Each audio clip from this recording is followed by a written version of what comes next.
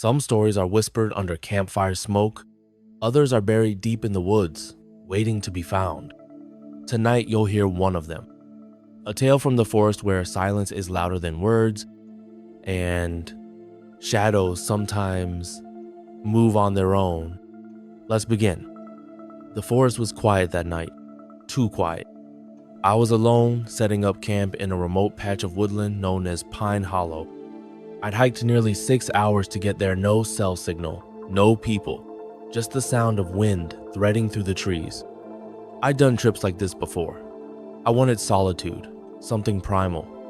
But this time, the air felt heavier.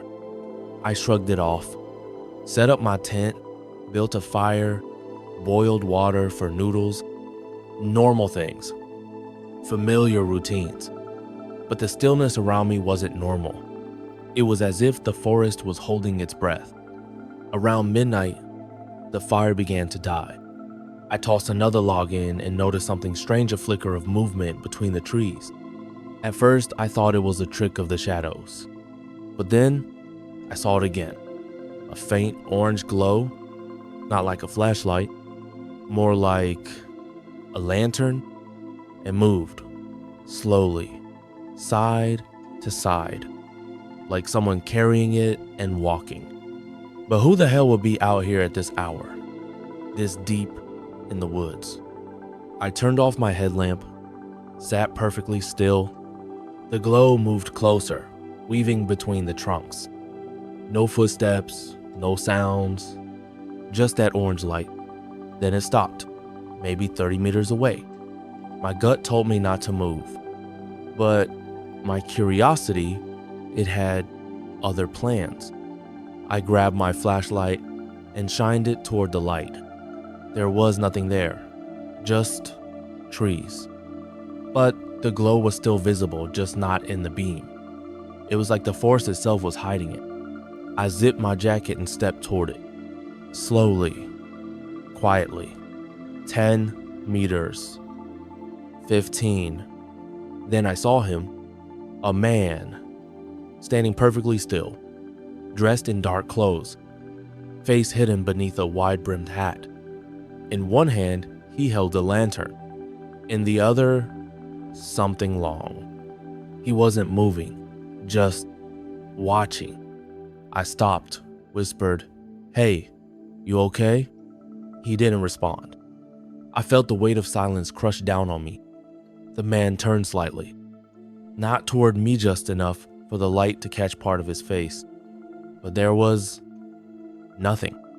Just skin stretched too tight, no eyes, no nose, no expression. My instinct screamed. I turned and ran. Branches whipped past me, my breath loud in my ears. I didn't stop until I reached my camp. The fire was out, but something was burning. My backpack, it had been moved, opened, the contents scattered.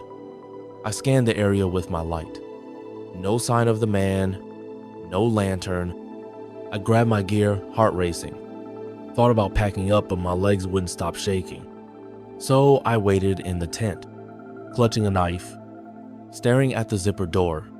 Minutes passed, then an hour, then a flicker of orange outside the tent wall. The light moved, slowly circling my tent. I held my breath. Then came the voice. Not loud, not whispering, just wrong. It said, "Not yet." I froze. Then nothing. The light disappeared. The forest returned to silence. I didn't sleep, just waited for dawn. When the sun rose, I packed everything and left. No breakfast, no looking back. Once I had signal, I searched for anything legends, missing hikers, folklore, found one thread. An old story. Locals spoke of a figure in Pine Hollow who wandered with a lantern, seeking a face that fits. He doesn't harm unless you look too closely. I still camp, but not alone, not in Pine Hollow, and never after dark. Some mysteries don't end with answers, they end with more questions. If you made it this far, thank you for walking through the woods with me tonight. Don't forget to subscribe for more stories that blur the line between real and unreal.